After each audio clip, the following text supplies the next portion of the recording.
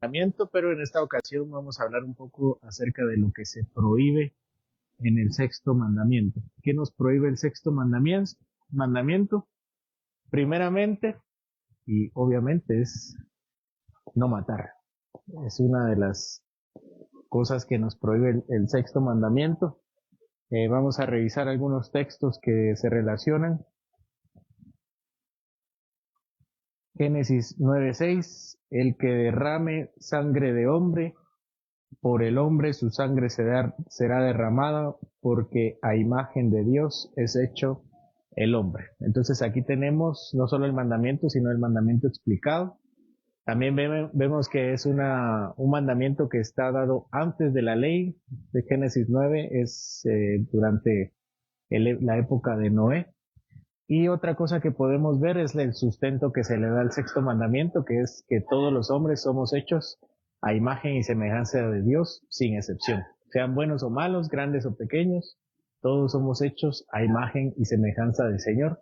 Y por tanto tenemos una dignidad que debemos preservar. Por eso estamos en contra del aborto, por ejemplo, o de la eutanasia, porque debemos preservar la imagen de Dios. Otra cosa otro mandamiento que se deduce de no matarás es, no sé si esto lo quitan, recuerdo que esto no me dejan decirlo en redes, ¿o no? Sí, ¿verdad? Sí, ¿verdad? Tengo que usar caracteres diferentes para que no me boten el video. Es no quitarse la vida. O la palabra también que es suicidio. Esto está prohibido en el sexto mandamiento. ¿Verdad que sí? El suicidio está prohibido en el sexto mandamiento. Nosotros también somos hechos a imagen de Dios y tenemos prohibido quitarnos la vida. Algunos textos que nos digan realmente que se nos prohíbe quitarnos la vida. ¿Alguien recuerda alguno? Judas, ¿qué dice de Judas? Sabemos qué hizo. Fue y se ahorcó. Sí, Judas sintió remordimiento en su corazón por lo que había hecho, pero vemos el contraste entre el apóstol Pedro y el apóstol Judas. El apóstol Pedro entrega al Señor de alguna forma, porque cuando él estaba, recuérdense que en la madrugada querían el testimonio de hombres y Pedro estaba ahí viendo. Pedro estaba viendo al Señor en el aposento, siendo juzgado, y alguien llegó y le dijo, tú estabas con él. Y Pedro juró con maldición que no conocía al Señor. Y Judas pues le entrega por 30 monedas de plata. Y la actitud que tienen ambos es completamente diferente. ¿Qué hace Pedro? Se arrepiente y es perdonado y restaurado. Y así le dice el Señor, ahora tú restaura a tus hermanos. Y también le dice nuestro Señor, ¿me amas, Pedro? Tú sabes que te amo. Ahora ve y apacienta a mis ovejas. En cambio, Judas lo que hizo fue ahorcarse. Y entonces no tuvo la oportunidad de recibir el perdón. ¿Algún otro ejemplo u otro texto que nos hable acerca tiene un sonido, ¿no? Y no se pudo. Bueno, ¿algún otro texto que hable de que tenemos prohibido quitarnos la vida?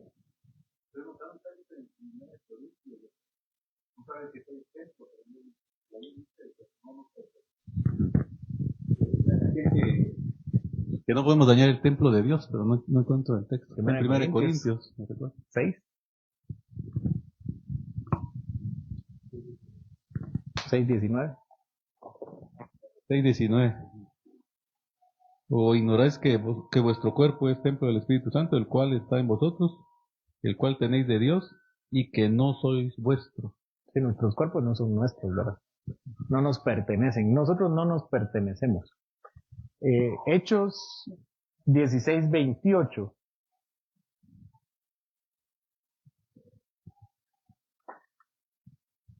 Hechos 16:28.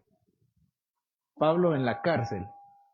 Pablo está en la cárcel y hay un terremoto, si no mal recuerdo, o es con Pedro. Hay un terremoto con Pablo, ¿verdad? Y entonces se abren las cárceles o se abren las celdas y parece que van a salir. Y el carcelero piensa que ellos se van a escapar. ¿Y qué intenta hacer el carcelero? Pablo y Silas, ajá. Quitarse la vida. ¿Y qué le dice Pablo?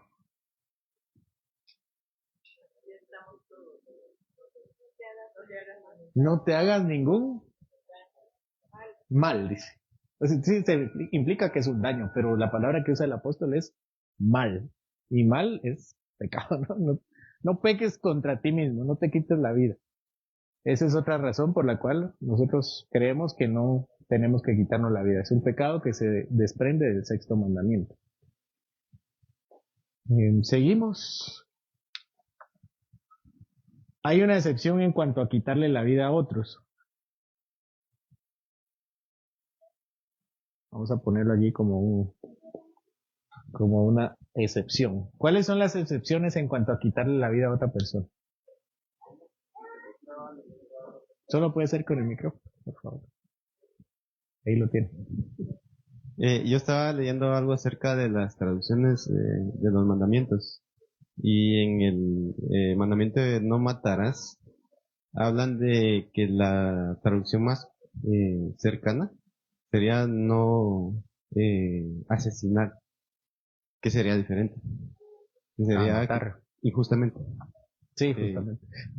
Entonces, viene a esto, ¿no? A la excepción, ¿o no? Sí, viene la excepción. Una. Y otro punto, o sea, ¿cómo entraría el caso de Sansón? Ok, ahorita vamos a hablar. Entonces, la excepción es la pena de muerte, o lo que está infiriendo nuestro hermano Mauricio es que es quitar la vida justamente, o la pena de muerte.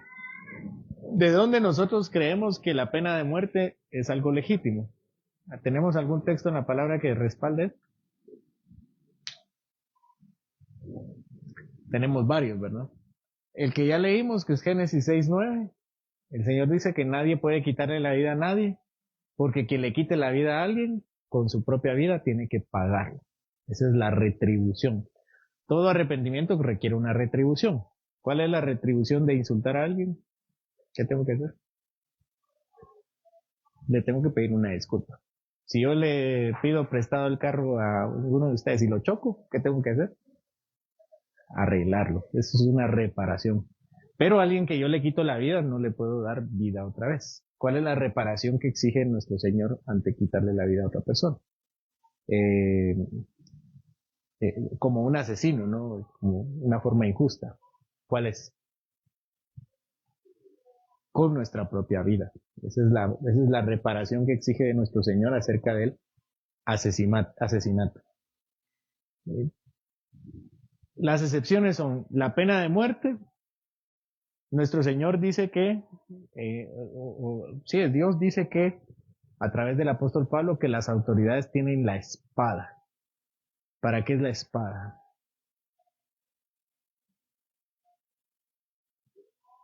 Para matar. Una espada es para matar. Entonces tenemos el comentario de nuestro Señor que el magistrado o el gobernante tiene la potestad de quitarle la vida a una persona si éste le ha quitado la vida a alguien más. Esa es una de las causas por las cuales podría ser la pena de muerte. Por eso creemos que nuestra ley, la ley nacional, nuestras leyes nacionales están bien porque sí establecen la pena de muerte. ¿Por qué en Guatemala ya no hay pena de muerte? ¿Por qué? Por los derechos humanos a través de un tratado que se llama el Pacto de San José, que dice que las naciones no pueden quitarle la vida a nadie. Por eso ya hace, ¿cuánto? Como 20 años, 25 años, que fue el último sentenciado a pena de muerte, pero nuestra ley de Guatemala sí permite la pena de muerte. Esta, por supuesto que es la última opción para alguien, ¿verdad? Porque eso en casos muy extremos. Sin embargo, en la Biblia también hay otros casos en los cuales se ha aplicado pena de muerte. ¿Cuáles son los casos de pena de muerte en la Biblia? El adulterio, la fornicación.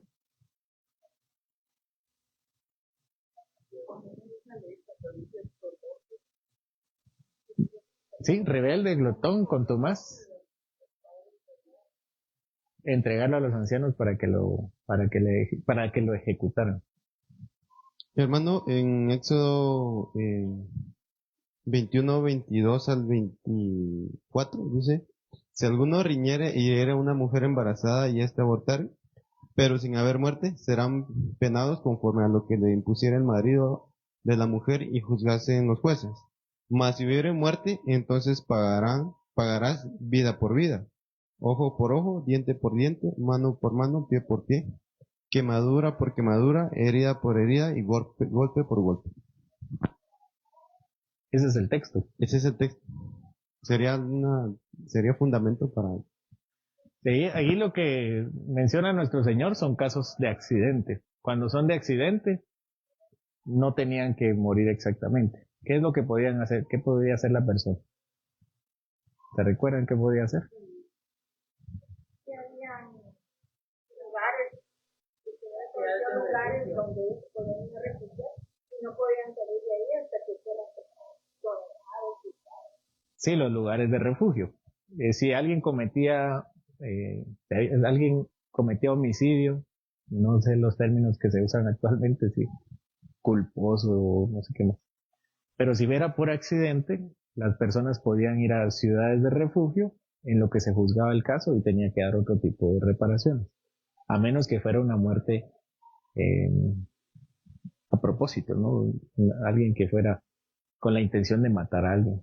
Lo que presenta aquí nuestro hermano Mauricio es cuando se le quita la vida a un bebé por tratar de lastimar a la madre. De igual forma, si nadie muere, pero si solo el bebé muere por lastimar a la madre, entonces se toma como una muerte accidental. Pero si se mueren los dos, entonces sí tiene que pagar por su propia vida, con su propia vida. Esa es la razón por la que hablamos de los accidentes. Nuestro Señor también considera que hay cosas que pasan, pero uno va en su vehículo y alguien se atraviesa y no fue mi culpa, hasta a veces es culpa de la otra persona, pero al final de cuentas alguien murió, ¿verdad? Alguien terminó sin su vida.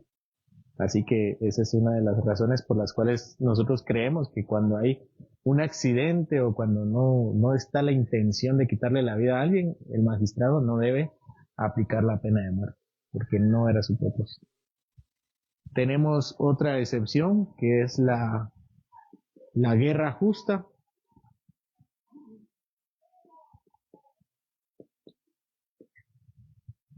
¿Qué es la guerra justa?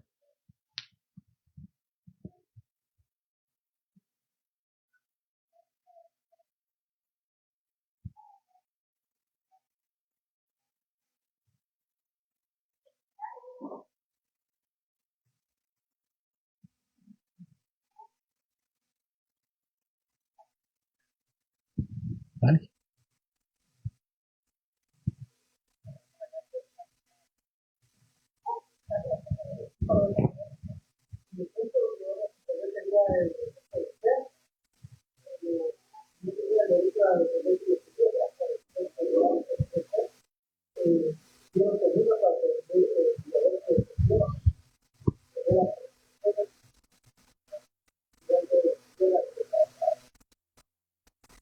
Sí, como dijo Vale, la guerra justa podría ser por defensa, que es el ejemplo que está dando el hermano César.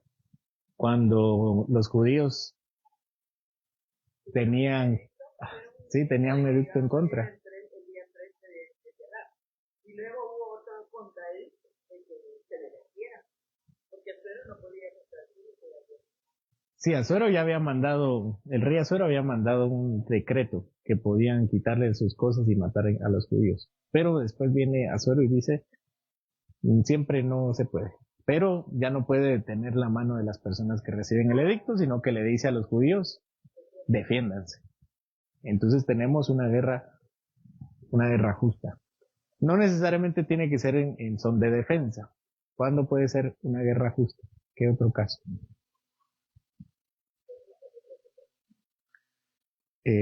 Bueno, estamos hablando de un magistrado que llama a guerra, ¿sí? Más que una defensa propia.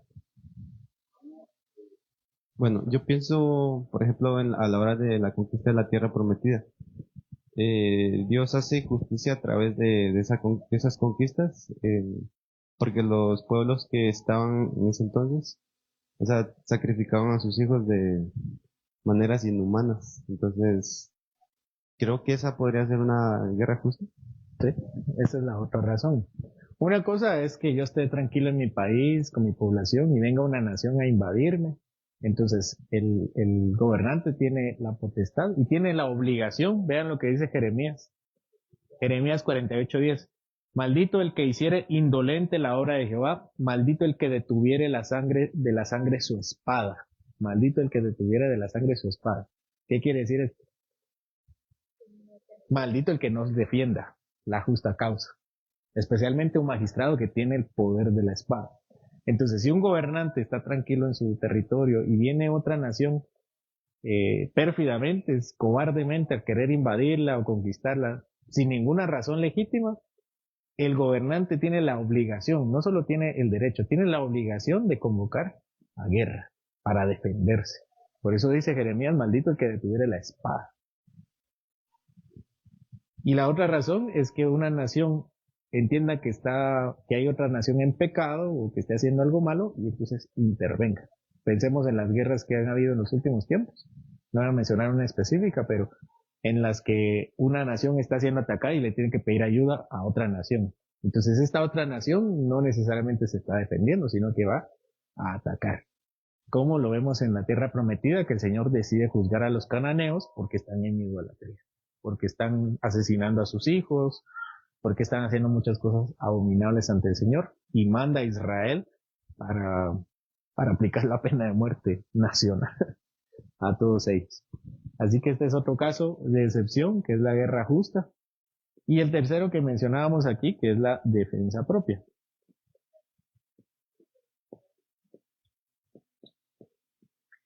La defensa propia. ¿Alguien recuerda algún texto que hable bueno, ahorita mencionamos uno allá, ¿verdad? Éxodo 22:2-3. Si el ladrón fuere hallado forzando una casa y fuere herido y muere, el que lo hirió no será culpado de muerte. Pero si fuere de día, el autor de la muerte será reo de homicidio. El ladrón hará completa restitución. Si no tuviere con qué, será vendido por su hurto. Entonces hay dos casos. Esta es una ley apodíptica que dice si este es el caso, o si este es el caso. Es un ladrón que entra de día o de noche. Si entra de noche, dice, y viene la persona que vive en el hogar y lo mata, ¿qué pasa con esta persona?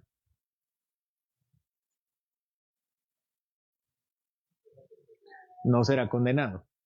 Pero si es de día y el ladrón entra y la persona lo mata, entonces sí será condenado. ¿Qué tiene que ver la noche y el día?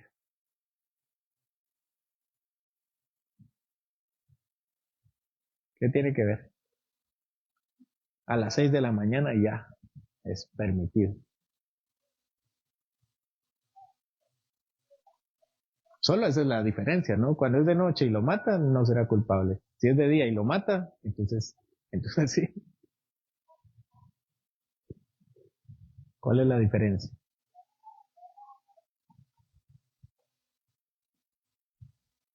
¿Hermanos?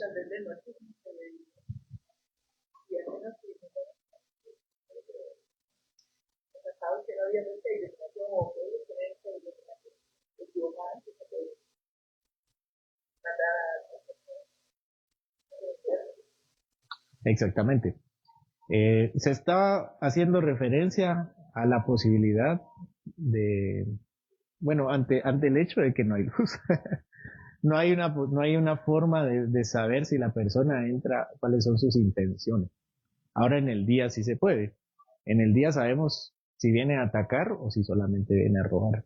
Aquí el caso que está presentando no es alguien que se mete a la casa. Está hablando de alguien que está robando, que es diferente. Sí, si a nosotros nos asaltan y nos defendemos y lo matamos, eso es pecado porque no están amenazando nuestra vida. Diferente es cuando me asaltan, como dicen, ¿no? A mano armada.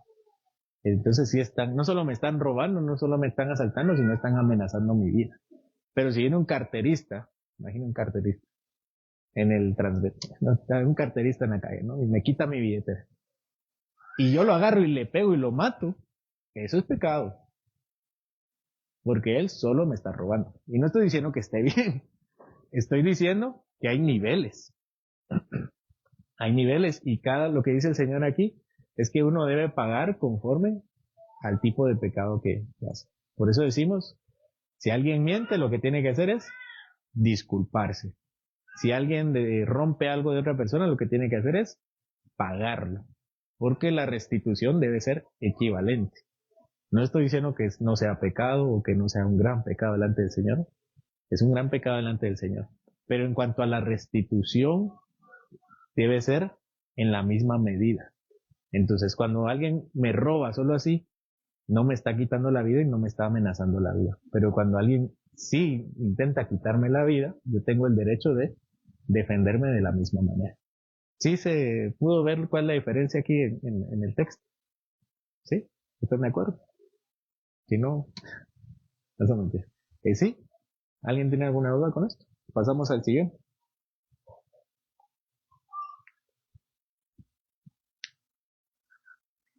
También tenemos que se nos prohíbe descuidar la vida.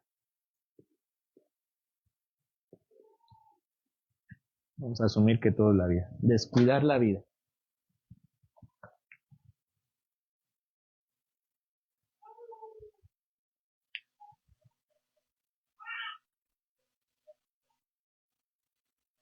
Aquí nos habla de dos. Descuidar la vida o retirar los medios para la vida.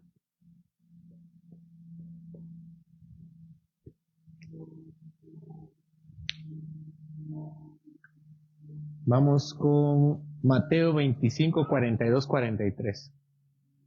Son los pecados que menciona nuestro Señor para los que tienen su mano izquierda, porque tuve hambre y no me diste de comer. ¿Qué está haciendo nuestro Señor? Le está diciendo, tú pecaste. ¿Por qué? Porque yo necesitaba comer. ¿Para qué se come? Yo sé que parece un poco obvio, pero no quiero dejarlo como algo obvio. ¿Para qué se come? Para vivir. ¿Sí? Aquí el Señor no está diciendo de gusto ni de caprichos, está diciendo algo necesario para mantenerme con vida. No me lo diste, o no se lo diste a uno de ellos, y entonces pecaste. Eso no estuvo bien. Tuve sed y no me diste de beber. Fui forastero y no me recogiste, estuve desnudo y no me cubriste, enfermo, pero no me cubriste enfermo y en la cárcel y no me visitaste.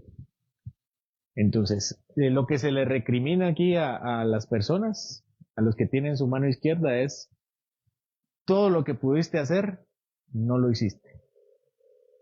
El descuido. Hablemos de algo concreto. ¿Cómo podemos descuidar nuestra vida o cómo podemos retirar los medios para sostener nuestra vida?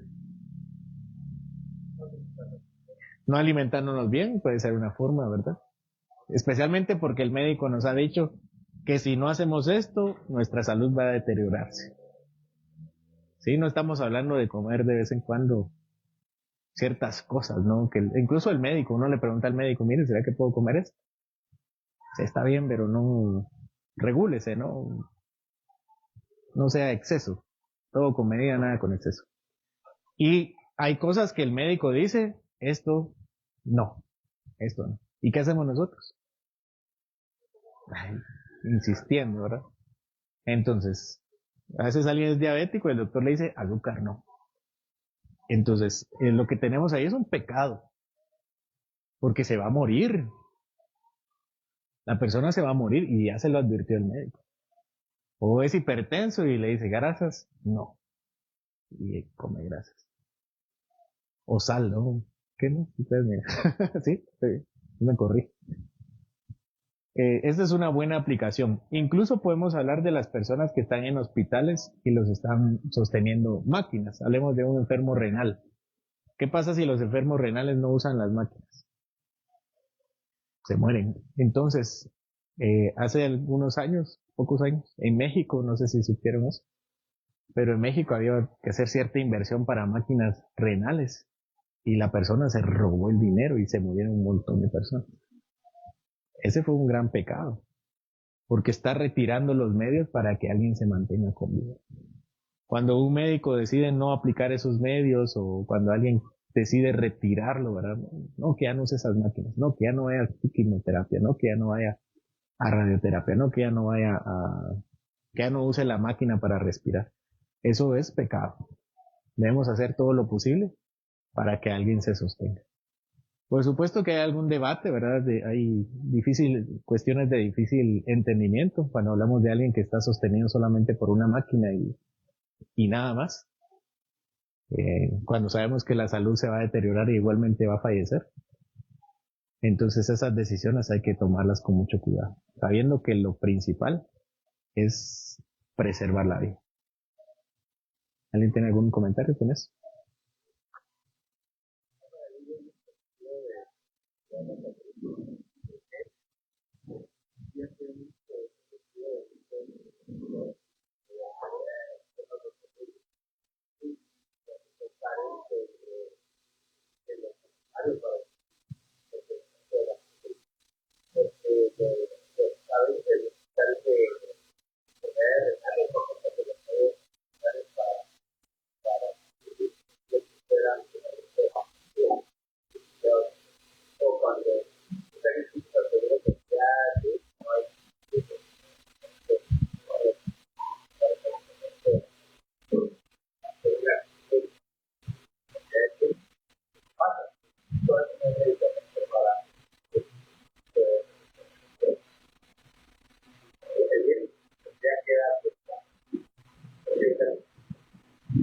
Sí, ya la pagaron.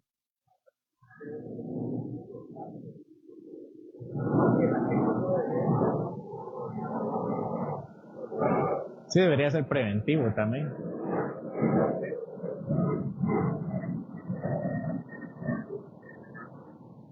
Sí. Si alguien tiene aquí seguro social o seguro privado, tienen que usarlo para su salud. ¿Sí? El IX ni la empresa le están haciendo ningún favor. Ustedes lo están pagando. Y lo están pagando para mantener su vida. El Señor les está dando los recursos necesarios para que ustedes puedan pagar, contribuir y que puedan usarlo. Y hay quienes van con pena y mire, disculpe, ¿será que? Y está bien pedir por favor y dar gracias y mire, gracias por cortesía. Pero al final de cuentas es el Señor que nos sostiene y nos da el dinero para poder contribuir, sea seguro social o seguro privado. Y ellos están en la obligación también de proveernos esos servicios. ¿Por qué? Porque se les está pagando para eso. Es una transacción. ¿Alguien más que tenga un comentario?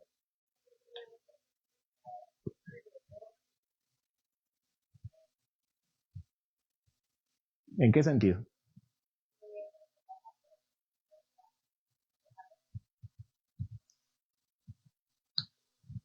Sí, ahorita vamos a llegar a la comida, a la bebida, dijiste. Drogas. Sí, también las drogas, ¿verdad? Consumir drogas. Consumir drogas.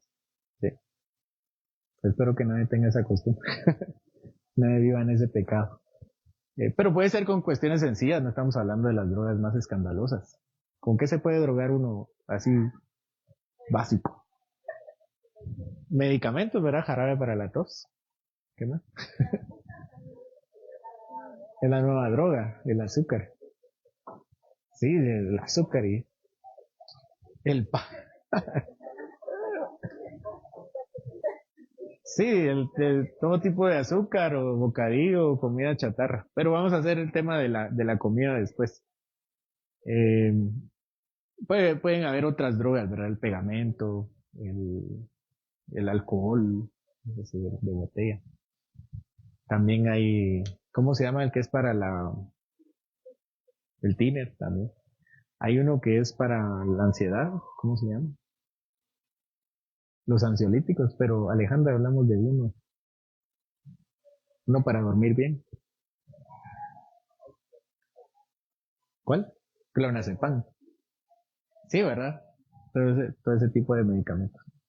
Que también están a la disponibilidad. O sea, no es tan fácil, pues, pero sí es relativamente fácil de conseguir. Y alguien los prueba una vez y solo con eso. Así que hay que tener cuidado. Vamos con otro. Vamos con unos un poquito más, más sencillos. ¿Sí? Mateo 25, 42, 43. Voy con otro, no dije otro, Eclesiastés 6, 1, 2. Y si un hermano o una hermana están desnudos y tienen necesidad del mantenimiento de cada día, y alguno de vosotros les dice, id en paz, calentados y saciados, pero no les da las cosas que son necesarias para el cuerpo, ¿de qué aprovecha? Esto es Santiago 2, 15, 16.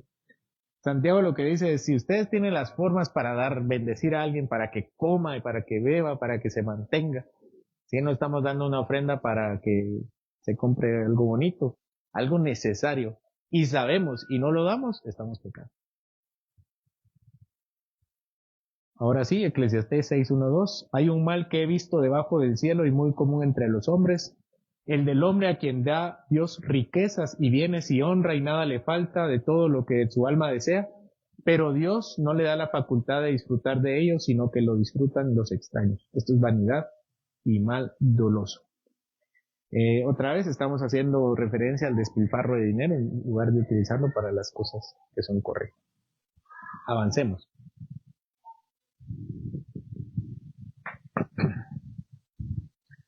La ira.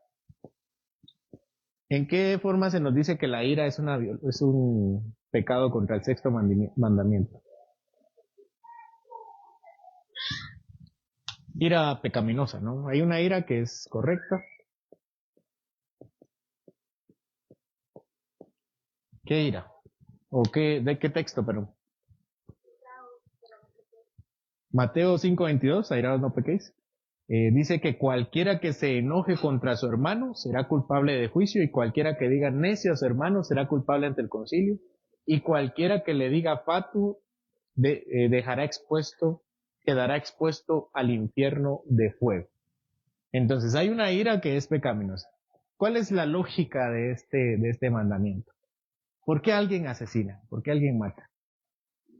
Por ira. Podemos decir que de alguna forma alguien que mata es consistente con su ira, ¿no? Pero muchas veces nosotros nos airamos y somos hipócritas, ¿no? No me lo tragamos, no lo decimos. Y no se trata de matar, ¿no? Pero se trata de lidiar con el enojo. Para que, como dijimos aquí, ¿verdad? Airaos, pero no pequéis. Siguiente. Perdón. Que no se ponga el sol. El deseo de venganza y la venganza misma.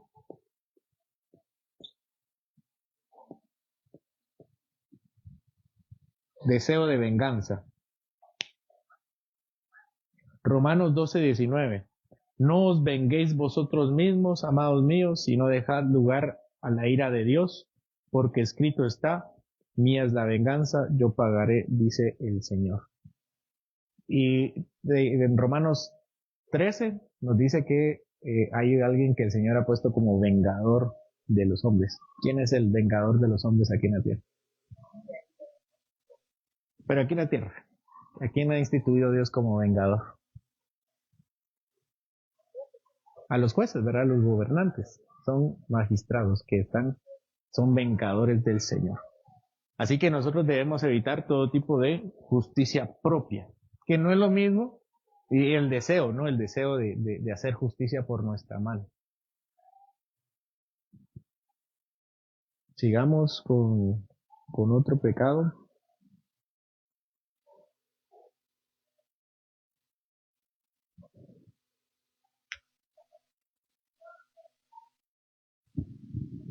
Los excesos.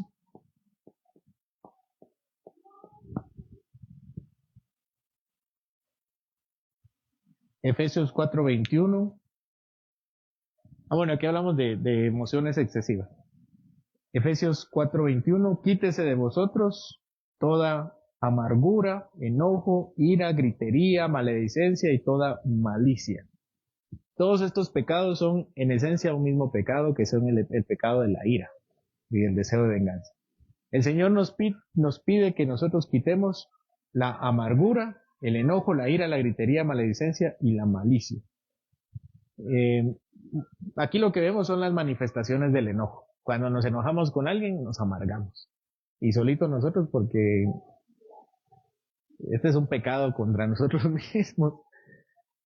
Nadie nos pide que nos enojemos, nadie nos pide que nos amarguemos, pero nosotros solitos nos afectamos. También nos pide que nos quitemos toda gritería. La gritería es consecuencia de estar enojado con otro. Maledicencia. ¿Qué es maledicencia? Maldecir. Pero maldecir no solamente implica decirle maldito a alguien. ¿Qué más implica maldecir a alguien? Insultarlo. Insultar.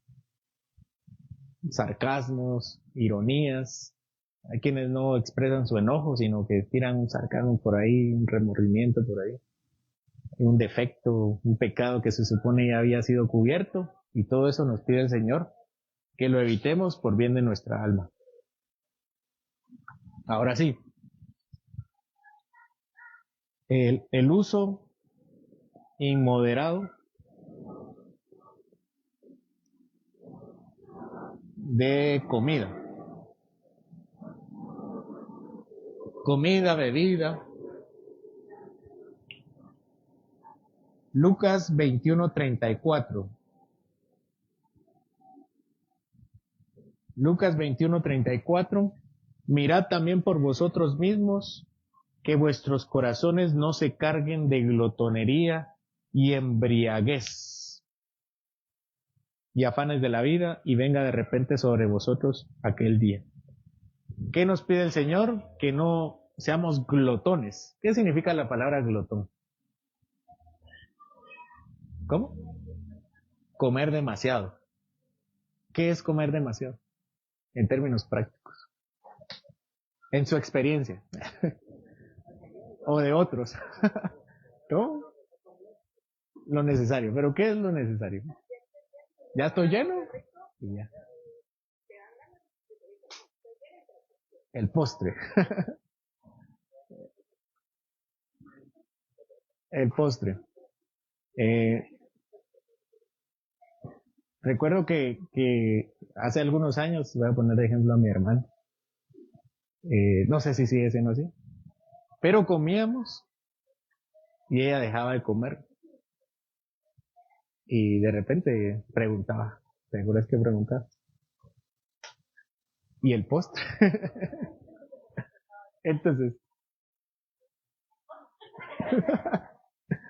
Entonces, yo una vez le pregunté y me dijo que ¿por qué después de, supuestamente habíamos terminado y quería un postre? No, yo siempre dejo un espacio para el postre. A diferencia de otros que comen y se sacian y ya no quieren más y les preguntan, ¿quiere postre? ¿Y qué dicen? Que sí. Y eso que ya habían dicho que se habían saciado. Una cosa es hacer una distribución correcta de sus alimentos y otra cosa es llenar hasta donde ya no más. Y porque hay más comida, siguen comiendo. Eso también es pecado. El Señor dice que debemos dejar de ser glotones. Todo para adentro. ¿Qué otra forma podemos ser glotones?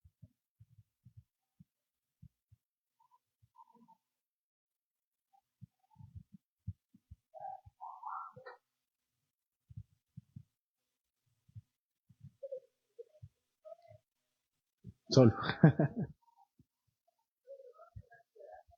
Comer por ansiedad también.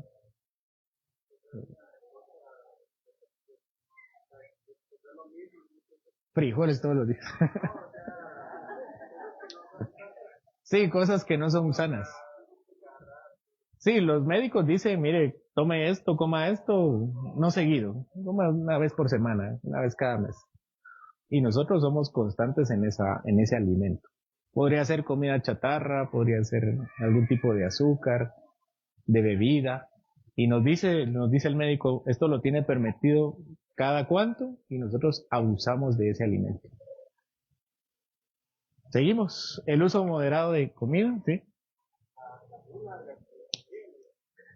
Sí, la gula es comer solo por comer. Podría ser comer por ansiedad. comer por ansiedad está mal, ¿verdad? Solamente hay otras formas para lidiar con nuestra ansiedad. ¿Cuál es una forma espiritual de lidiar con nuestra ansiedad? Orar. ¿Dónde dice eso? En Santiago. Acabo de predicar en Santiago. Lo dice en Colosenses. ¿Qué dice? No, Filipenses es, ¿verdad?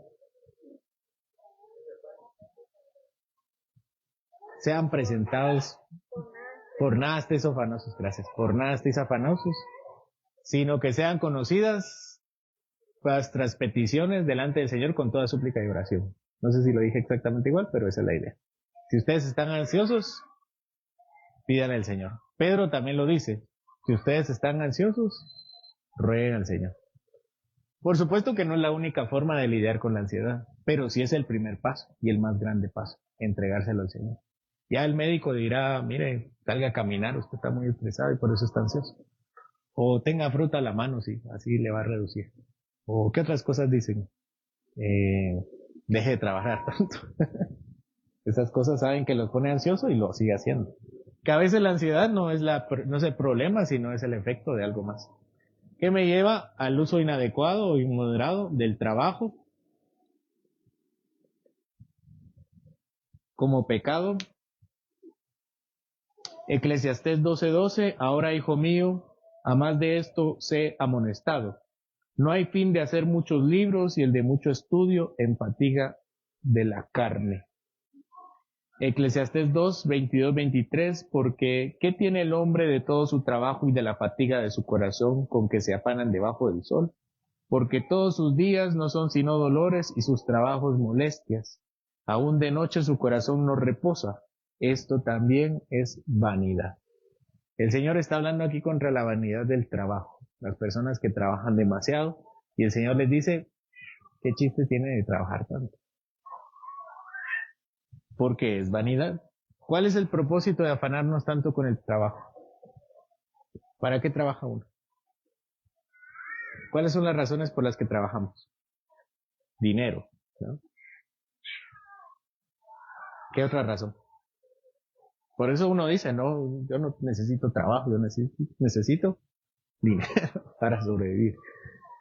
Trabajamos por dinero. ¿Por qué más trabajamos? O mejor dicho, ¿por qué la gente suele trabajar? ¿Por dinero? ¿Por qué más? Por vanidad. ¿En qué sentido vanidad? Para comprar cosas innecesarias. ¿Por qué más? Para pagar deudas. ¿Qué más? Para sentirse útil, esa es otra razón. Voy a tratar con esta, para sentirnos útil. ¿Esa es una razón legítima para trabajar? ¿Qué piensas? En un sentido sí, y en otro sentido no. Nuestra utilidad no viene de nuestro trabajo. ¿Sí? Nuestra condición, nuestra dignidad, no viene si trabajamos o no trabajamos. Pero decimos que sí, en el sentido de que si no hago nada, soy un perezoso. Entonces tengo que trabajar porque el Señor me ha pedido trabajar. Entonces, si ese es mi propósito, no ser un inútil, entonces está bien. Pero si mi propósito es que yo me siento vacío y ya no tengo propósito en la vida y no me hallo haciendo nada, pues vaya a predicar, ¿verdad? Pero el trabajo en sí mismo no tiene nada. A menos, como les digo, que dice Pablo, que si alguien no trabaja en lo absoluto, que es alguien perezoso, eso sí no tiene ningún respaldo bíblico. ¿Por qué otras razones trabaja la gente?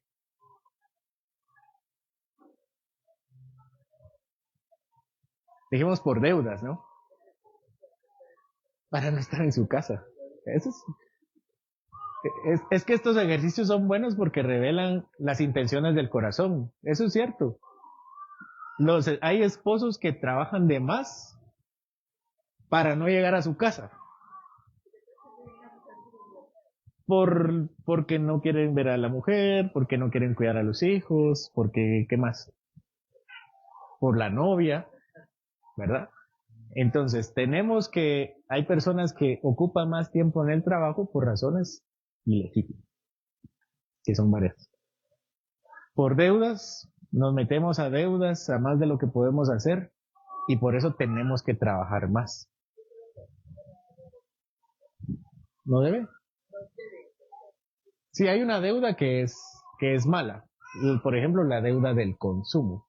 Si yo presto para mi propia satisfacción, está mal. Ahora, eso uno lo aprende en economía, ¿verdad? Si uno presta para invertir, por ejemplo, es una buena forma de prestar. O incluso el uso de la tarjeta de crédito. ¿Cuál es un buen uso de la tarjeta de crédito? Como medio de pago. Entonces, yo tengo el efectivo, pero uso crédito. ¿Cuál es el beneficio de usar crédito en vez de efectivo? Puntos. ¿Qué más? Digamos que ese no es algo bueno en sí mismo. Es algo, perdón. El récord crediticio. Cuando yo saque una hipoteca o cuando yo saque otro préstamo, lo que va a hacer es que los intereses van a ser más bajos. Porque el banco sabe que yo soy alguien confiable, alguien que paga a tiempo, que paga bien. ¿Sí? ¿Qué más? Los puntos, ¿verdad? Nos dan beneficios en ciertos comercios, acumulamos millas, no sé qué más, gasolina. Entonces, por supuesto que si yo tengo 100 quetzales y esos 100 quetzales me alcanzan para gasolina, pero me dice, usa la tarjeta, le va a ganar el 7%, el 14%, no está haciendo publicidad en ninguna tarjeta. Entonces me voy por el que me da beneficios, porque igual si tengo los 100 quetzales. ¿Sí? Entonces, yo no estoy diciendo que todos saquen tarjeta. Cada quien sabe cómo. Ese es el punto. ¿Por qué trabajamos? Hay formas ilegítimas de trabajar. Si saco un crédito, si saco tarjeta y estoy trabajando de más porque la tengo que pagar al final de mes y ahora trabajemos más y hay que trabajar más, hay que hacer doble tiempo, hay que conseguir otro trabajo. Eso es una forma ilegítima. Si yo gano 3,000 quetzales, 4,000 quetzales, voy a sacar una tarjeta que me dé ese límite para hacer mejor esos 3,000 quetzales que me dan. Pero yo ya tengo el dinero, o sea, no le estoy debiendo a nadie, solo es un medio de pago. Podría ser para emergencia, aunque eso casi no se recomienda. Porque el problema de las emergencias es que, ¿cuál es el problema de las emergencias? Que siempre hay emergencias, ¿o no? Cada mes siempre hay algo, que se enferma, que se pincha la llanta. Ese es el problema. Lo mejor es hacer en nuestro presupuesto un imprevisto, ¿no? Aparte de un ahorro, un imprevisto. Para no hacer uso excesivo del trabajo. Otra forma inadecuada de cumplir este mandamiento, el uso innecesario o moderado de recreaciones.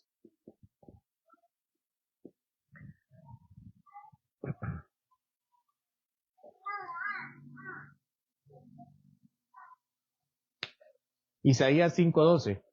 Y en sus banquetes hay arpas, tamboriles, flautas, vino, y miran la obra de Dios, ni consideran la obra de sus manos. ¿Qué dice Isaías? Isaías dice, la gente tiene fiestas. Hay música, hay cosas divertidas, pero dejan a un lado la obra del Señor, la providencia del Señor. Desplazan al Señor. Ese es el problema de las recreaciones. Aquí ya nos está dando una aplicación de cómo las recreaciones pueden ser algo malo en nuestras vidas. Si ustedes tienen un hobby que hacen de más, si hacen ejercicio de más, ¿qué más podría hacer? Si juegan fútbol de más, no estoy diciendo a nadie, solo es para que tengamos una justa medida de tiempo, de esfuerzo, de dinero en las actividades que hacemos. ¿Cómo podríamos ser pecaminosos en nuestras recreaciones?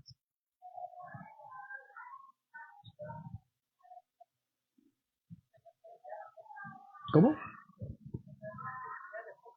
Hacerlas en el día de reposo que están prohibidas. Nuestro Señor dice que nos abstengamos de hacer nuestra propia voluntad en el día de reposo. Isaías 50 y... ¿Qué es? ¿Alguien se recuerda? 54. Que nos abstengamos de hacer nuestra propia voluntad en el día de reposo. ¿Qué más? ¿Cómo las recreaciones podrían ser pecaminosas? Cuando son extremas ponen en riesgo nuestra vida. Y mencionamos la vez pasada tirarnos en paracaídas o... Has visto que esos deportes extremos, ¿no? Están en bicicleta y a veces en las grandes rampas y hacen grandes accidentes por ese tipo de actitudes temerarias. Bueno, continuemos. Palabras provocativas.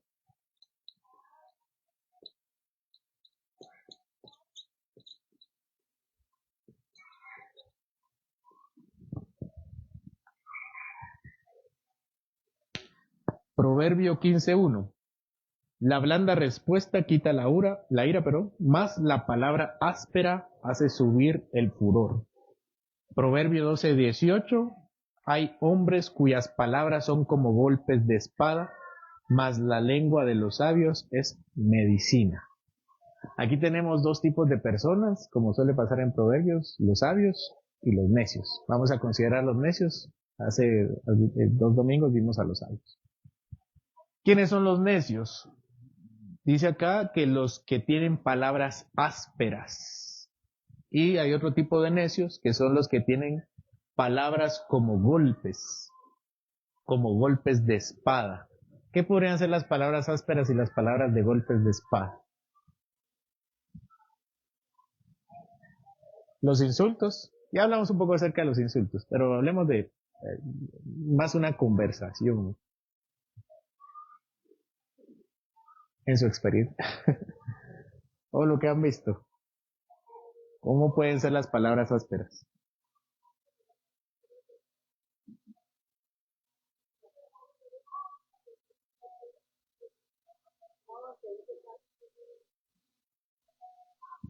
El modo en que digo las cosas, ¿verdad?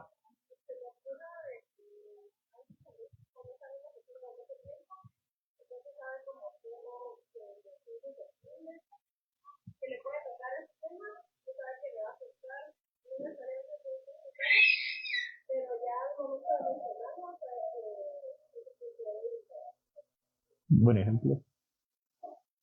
ejemplo. Hay cosas que hay temas o situaciones que uno no puede tocar con ciertas personas porque sabe que le van a afectar y nosotros imprudentemente tocamos ese tipo de temas. Sí. A veces creemos que somos sabios porque hay que confrontarlos y la verdad es que estamos siendo necios porque no lo hacemos con buenas intenciones. Lo hacemos para herir. Lo hacemos con el propósito de dañar a alguien. ¿Hay alguien más? Quiero dar ejemplos sobre palabras ásperas o palabras que son como golpes. Las indirectas. ¿Sí? Por si alguien tiene indirectas, no es una indirecta. Sí, uno debe ser claro. ¿Qué pasa con las indirectas? ¿Cuál es el problema de las indirectas? Digo una palabra para lastimar a alguien, para que pase lastimando a alguien. Y uno debe ser bien intencionado con sus palabras. Siempre. ¿Cuáles son las palabras bien intencionadas? Hermano, fíjese que esto y esto y esto y esto. O papá, mamá, hijo, hija, hermano, hermana, esto y esto y esto. Hay que ser claros, directos y con las palabras correctas y las intenciones correctas.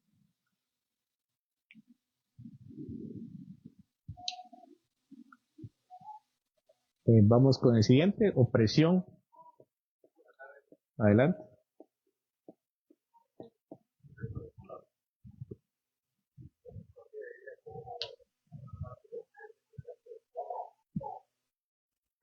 En ese caso del beso era para entregar al Señor, ¿no? O sea que hasta con un beso. O sea, con las palabras podemos matar a alguien. Y en este caso, está entregado al Señor como un beso. Sí, hipócrita, ¿verdad? Vamos con el siguiente, que es la opresión. Ezequiel 18:18, su padre, por cuanto hizo agravio, despojó voluntariamente al hermano, e hizo en medio de su pueblo lo que no es bueno, he aquí él morirá por su maldad. Éxodo 1:14, y amargaron su vida con dura servidumbre, en hacer barro y ladrillo, y en toda labor del campo, y en todo su servicio, al cual los obligaban con rigor. Aquí tenemos dos ejemplos, uno de padres y de Faraón, y lo que señala es que ellos oprimían a quienes estaban debajo de ellos. Y esa opresión les era muy cargoso y amenazaba su vida. Creo que aquí no hay ningún comentario, es bastante evidente que un gobernante que oprime, un padre que oprime, cualquiera que en su situación oprime a alguien, eso es pecado. Rencillas. ¿Qué es una rencilla?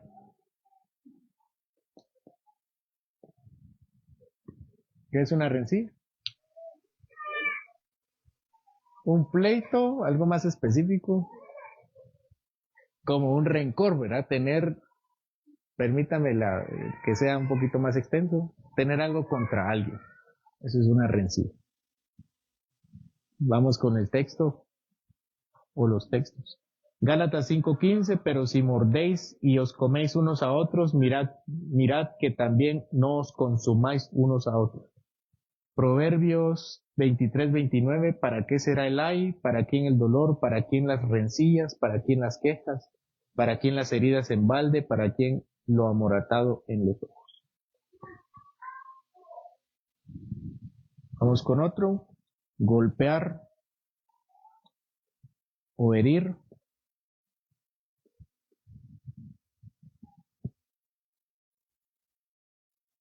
Números 35, 16, 18, 21. Si con un instrumento de hierro lo hiriere y muriere, homicida es. El homicida morirá. Y si con instrumento de palo en la mano que pueda dar muerte lo hiriere y muriere, homicida es. El homicida morirá. O por enemistad lo hirió con su mano y murió, el heridor morirá, es homicida. El vengador de la sangre matará al homicida cuando lo encontrare. Bueno, golpear o herir a alguien es pecado. ¿Cuáles son las excepciones de golpear o herir? Defensa propia, lo que hemos visto. ¿Alguna otra? Corrección. ¿Quiénes pueden corregir? Los padres y los gobernantes civiles, ¿verdad? ¿Cuál es el texto que sustenta a los padres en cuanto al uso de la fuerza?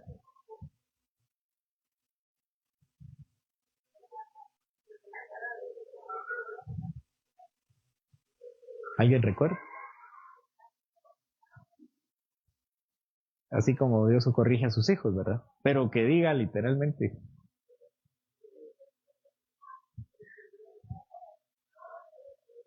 El de la vara. ¿Cuál es el de la vara?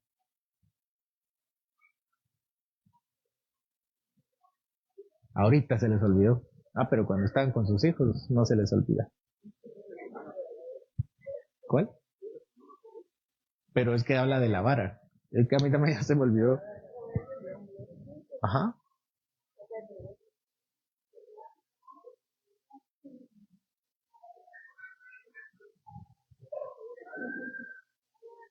La necedad está ligada en el poder del proceso más la vara de la corrección, la alejada. Gracias. ¿Cuál es el texto, perdón? Proverbio 22:15. La vara alejará al hijo del mal comportamiento, podemos decir, de la necedad. Nuevamente, esto es última opción, ¿verdad? Igual hay que ser moderados, no hay que actuar con violencia, hay límites, claro. Creo que han habido dos corrientes que hay que evitar, ¿verdad? Antes, tal vez primero golpeaba y después preguntaba a quién había que pegar. Sí, a todos les pego y después, ¿quién tuvo la culpa? Ese tipo, ¿no? O cuando la violencia va más allá, cuando ya hay un sentimiento de querer lastimar a alguien porque sí. Y ahora, cuando se ha eliminado absolutamente de la vida de los hijos. ¿Sí? No es que ahora hay que hablarles, hay que comunicarse. Siempre hay que hablarles, siempre hay que comunicarse, siempre. Que aquí no es o lo uno o lo otro. Lo que sí es cierto es que primero viene la comunicación y en última instancia, cuando el hijo ya es rebelde y contumaz, dice, cuando ya no escucha ningún tipo de corrección, entonces se aplica la medida. Pero no es lo primero. ¿Alguien quiere hacer un comentario?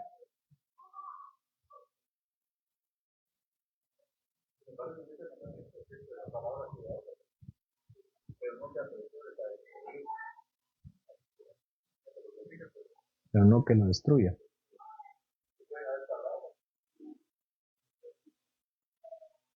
Sí, nunca debe reinar la maldad en la corrección. Hay padres que se enojan con sus hijos, ¿sí?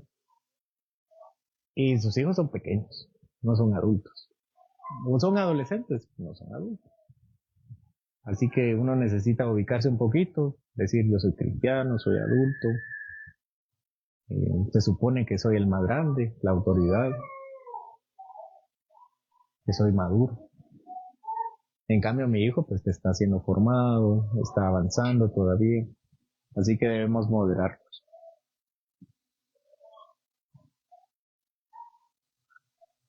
O cualquier otro tipo de herida. Éxodo 21, 18, 36. Además, si algunos riñeren y uno hiriera a su prójimo con piedra o con el puño, este no muriere, pero cayere en cama, y viene un montón de consecuencias. Entonces, hay dos personas que se están peleando y no muere, pero sí cae en cama. ¿Qué significa caer en cama?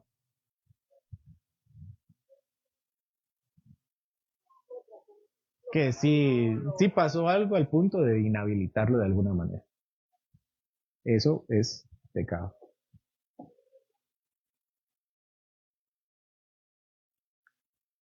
Bueno, hemos terminado con el sexto mandamiento. ¿Alguien quiere hacer comentarios finales sobre este mandamiento? ¿Qué les parece? Adelante.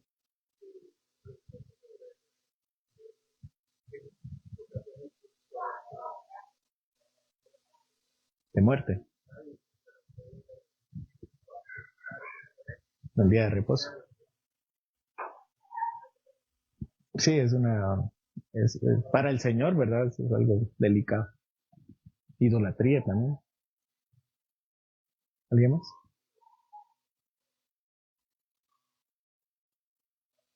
Bueno.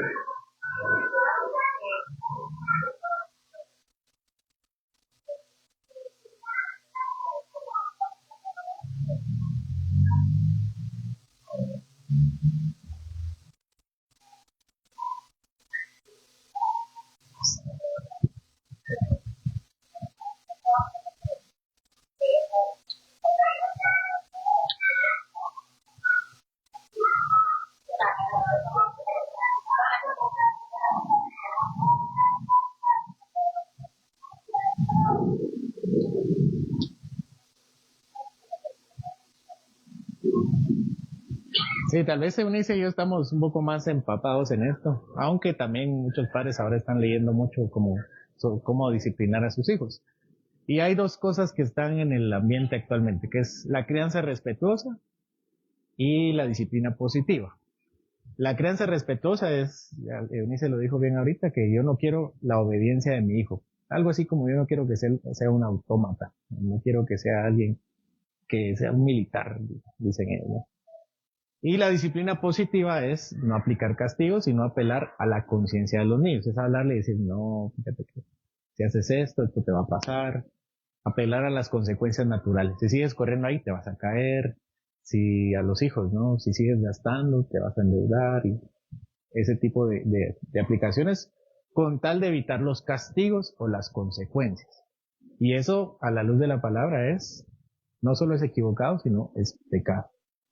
¿Por qué? Porque el corazón del niño, como dice la palabra, el corazón del muchacho es necio, está ligado a la necedad. Y es que así somos nosotros, ese problema. No, o sea, no se le está corrigiendo al niño por mala onda, sino porque es necio como yo. Si yo me conozco, debo entender qué necesita mi hijo. ¿Y qué necesito yo? Que el Señor me corrija. ¿Qué necesito yo? Leyes. ¿Qué necesito yo? Reglamentos. Necesito un marco para mover. Si solo apelo a su conciencia, estoy apelando a un corazón que se inclina al mal como se inclina el mío al mal. Si yo aprendiera solo por las buenas, ¿verdad? ¿Ustedes aprenden solo por las buenas? No, ¿verdad? Quisiéramos aprender solo por las buenas, pero a veces aprendemos por las malas. ¿Qué pasa si el Señor nos enseña por las malas? ¿Es bueno o malo? Es bueno cuando uno regresa y recapacita, dice, si el Señor no me hubiera hecho esto, yo me hubiera alejado más. Pero gracias al Señor me pasó esto. Tuve este accidente, gracias al Señor me quitó esto, gracias al Señor perdí esto, porque si no hubiera seguido en el mal camino. Lamentablemente aprendemos por las malas. Y el hijo pues también debe aprender en ese sentido. Estaba hablando con Alejandra yo también del temor que tienen los hijos a los padres. Yo justo ayer corregí a Amelita. Ella estaba agarrando el refrigerador mucho. Y yo le dije a Amelia, ya no te quiero ver ahí. Si no te voy a agarrar y te voy a poner aquí. Y ya no fue. Pero la regañé, no le pegué, pero sí la regañé un poco firme. Y entonces ya se quedó tranquila. Seguíamos en ese ambiente un poquito de haberla regañado cuando me di cuenta que Efraín se despertó. Ustedes saben que nosotros tenemos una cámara donde miramos a Efraín. Y justamente los segundos de haberla regañado, me paré y salí corriendo. Y Amelia estaba en el camino. Y salió corriendo y casi llorando. Sí, salió corriendo casi llorando. Entonces Alejandra me dice que me diera cuenta cómo Amelia me había tenido miedo. Entonces yo le dije, no es incorrecto que me tenga miedo. No es incorrecto. No es incorrecto que un hijo le tenga miedo a su papá. Pero la razón es por qué me tiene miedo. Para empezar, yo no la iba a disciplinar. Yo no le iba a pegar, no le iba a hacer nada. Lo que pasó es que se equivocó. ¿Sí? No fue culpa mía. La nena pensó que iba a pasar algo mal. ¿Sí? Fue una impresión de él. Entonces, cuando se puso a llorar y yo regresé con el nene, yo le dije la sentencia, yo no te iba a pegar. Yo no la trato así. Simplemente ella se asustó. Entonces tuvimos que hacerle entender que, que las consecuencias son de cierta manera, pero hay ciertos excesos que hay que evitar. Ahora, ¿fue correcto que me tuviera miedo? En esencia sí es correcto que tenga miedo el hijo al padre, pero de una forma justa, no por injusto. Si mi hijo me tiene miedo porque lo dejo marcado, entonces eso es una forma injusta. Pero si mi hijo me tiene miedo porque sabe que al hacer esto siempre van a haber consecuencias, eso está bien. Esa es la forma en que nosotros debemos temer a nuestro Señor. Si no, no estuviéramos acá.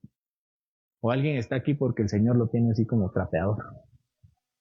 Es que el Señor me restriega y me restriega y me restriega.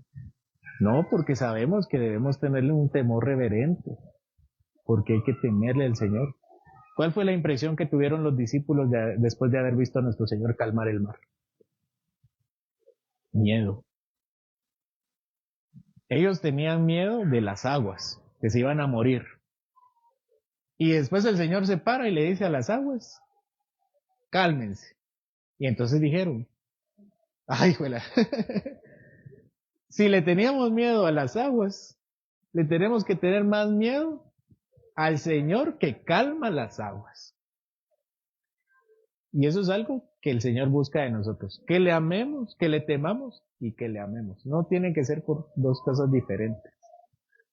Solo debemos tener cuidado en qué sentido, de qué forma. Si alguien tiene hijos, podría preguntarle por qué me tiene miedo.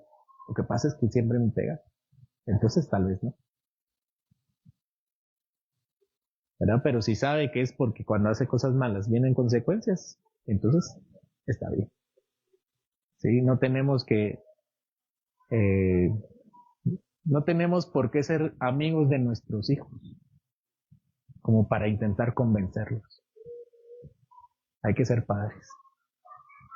Y padre es tener una buena relación de comunicación, de amor, de cariño, de complicidad, de confianza. ¿Sí? No se excluyen. Lo que pasa es que, como digo, son dos excesos. O muy amigos o policías. Y el Señor no nos pide a nosotros eso. Nos pide padres. Y padres tienen ciertas características que saben equilibrar entre el amor y la disciplina. ¿Comentarios?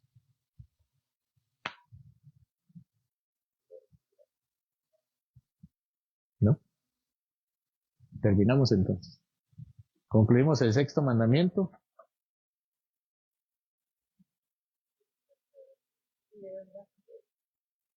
Más corto. Oremos, hermanos. Señor santo y justo, al terminar esta clase, quedamos delante de ti con corazones examinados. Hemos visto que matar no solo es quitar la vida con nuestras manos, sino también herir, golpear, lastimar con nuestras palabras, ignorar al necesitado, guardar rencor, vivir indiferentes al sufrimiento. Te pedimos perdón porque somos culpables, más de lo que reconocemos. Hemos despreciado a otro, nos hemos exaltado a nosotros mismos y muchas veces no hemos amado ni siquiera a los nuestros como tú nos ordenas. Pero siempre te damos gracias porque Jesucristo vino a salvar a quienes hemos quebrantado tu ley, a quienes te hemos despreciado, te hemos escupido y herido y clavado en una cruz. Y aún así, Señor, nuestro Salvador oró: Padre, perdónalos. Ayúdanos a vivir con ese mismo espíritu, no solamente como alguien que se siente perdonado, sino como alguien que ha sido transformado por el Salvador. Te pido, Señor, que traigas a nuestro corazón paz en lugar de odio, que traiga, Señor, también reconciliación donde hubo resentimiento, que podamos ser luz a este mundo que tanto necesita tu amor y cariño. Ayúdanos, Señor, también a ser conscientes de la medida, de la disciplina, Señor, de nuestras autoridades, ya sean gobernantes o padres de familia, para que no teman, Señor, ser esas figuras de autoridad que necesitan ser. Como dijo Jeremías, que no limiten la espada ni el castigo, sino que la apliquen justamente, para que guarden también su vida. Entendemos, Señor, que la falta de corrección también puede traer destrucción. Así que ayúdanos a considerarlo con inteligencia. Haz que como iglesia seamos reflejo de la vida que tú nos das, de la nueva vida en Cristo. Y que tanto los niños como los adultos, los jóvenes como los viejos, los hombres como las mujeres aprendamos a valorar cada vida como un regalo sagrado tuyo. En el nombre de nuestro príncipe de paz, Jesucristo. Amén.